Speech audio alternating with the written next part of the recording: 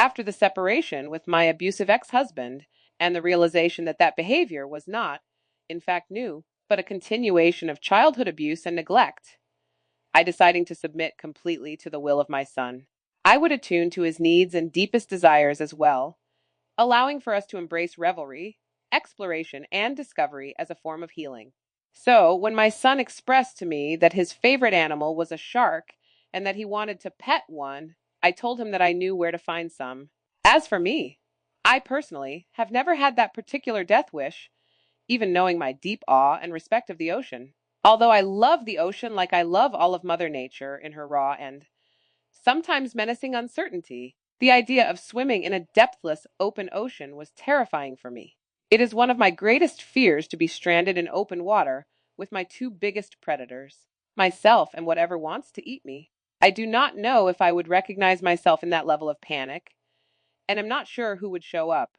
I had been charged by bears twice in Alaska, but I knew how to scare them off, relieved by their lower level being black bears during salmon spawning season, so most likely well fed. These were an unknown species to me, and in their element. The whole idea felt wildly unpredictable.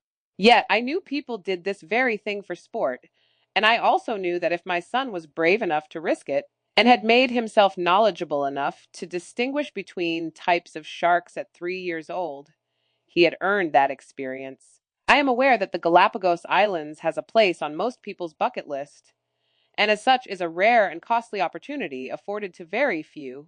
It was sheer magic how it all came together. The affordability is what astounded me the most, and I attribute that to COVID restrictions and the desperate need for tourism made more attractive when prices were low.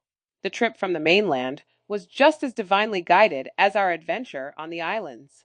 Needing to spend the night before our flight at a hotel was welcomed as a few blocks away was a massive shopping mall, making it convenient to load up on snacks and supplies before our flight. With the airport literally across the street, the hotel's location was perfect. Still, we took a taxi to catch our flight in the morning because the hotel was trapped within the confines of poorly planned inner city infrastructure, meaning that to cross the street, you had to get on a major motorway and loop around. Still, at just a few dollars and a few minutes, I was issuing no complaints.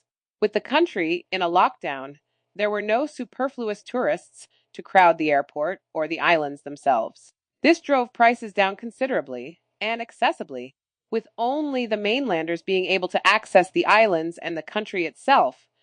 We took advantage of this with much respect and gratitude, and bargained our way into the hearths and boats of the locals that we met. We were patrons of their various humble businesses, and when the time came to take a tour to the open ocean to see the hammerhead sharks, we gladly paid to become members of the crew. We were all on holiday at that point, and were in no particular hurry to end the tour, laughing easily and enjoying each other's company thoroughly before our inevitable return. We spent 5 blissful weeks on the islands and swam with 4 species of shark, any number of sea turtles, and tens of prides of sea lions, and many species of marine life. We saw all manner of land creatures as well. Bike riding the nature path on Isabella was astonishingly beautiful, and we nearly crashed into the back of a rideable giant tortoise on the island of Isabella. Got a private tour of the Charles Darwin Research Station from one of the island's park rangers that we visited. She was a friend of a friend from the mainland and graciously introduced us to the community there. I spent my birthday on the island of San Cristobal with even more new friends and mission supporters. Two couples who were simultaneously celebrating a baby shower and a wedding anniversary. We kept seeing them around the island when finally, one day when we were snorkeling at a local beach, we found ourselves swimming and playing tag with the baby sea lions. An innocent game where they would swim close to us and then dart quickly away before any itchy hands would be tempted to touch. The very pregnant young woman of the group called to me asking, "Is he yours?" regarding Wrigley. Without a thought, I replied, "He is his own, but we enjoy each other's company," channeling both my sons and my higher selves. It was nonetheless just as true with him as it is with Merlin Dog. I was only a guardian delegated to co-create with them on life's journey, nothing more. The answer seemed to resonate with the mother-to-be and her band of prepartum doulas. and we began a friendship based on deeper states of consciousness and ways of existing in the world as mothers and mentors, one to another. We walked everywhere and ate just about everything, starting our mornings by sharing an irresponsibly sized bowl of fruit topped with ice cream from a shop along the boardwalk. Sugar was an effective motivator for my son, enabling him to walk 12 miles in one day with the promise and fulfillment of many cold and creamy carrots that I dangled in front of him. In my recollection, I do not think he ate a single solid meal. I did not mind indulging him in a day of well earned pleasure. There is always some form of carrot that we all strive for. It creates the will to power. My son was wielding his in his choice of food to keep him continuously engaged in on our mission, and trusted that he would be self moderated, having tethered his carrot to a full day of challenging one's inner and outer stamina and reserves.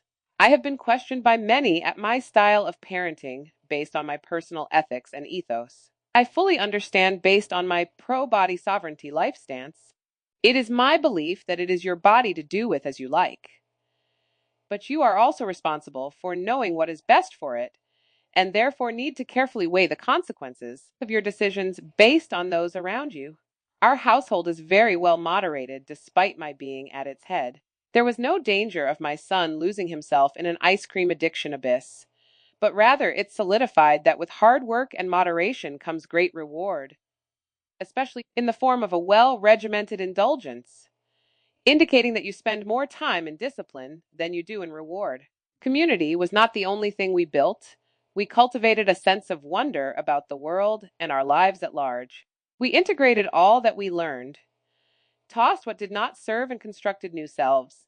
My friendship with the young mother has been a strong bond that I have come to value above many others. Also, being from the southern United States, she had overcome many obstacles by way of popular opinions and various isms in order to defend the love of her Galipaganian husband and their future rainbow child. I understood the journey, and despite the misfortunes that had redirected this course of my own journey more than a few times, I held faith that she would succeed where I had failed.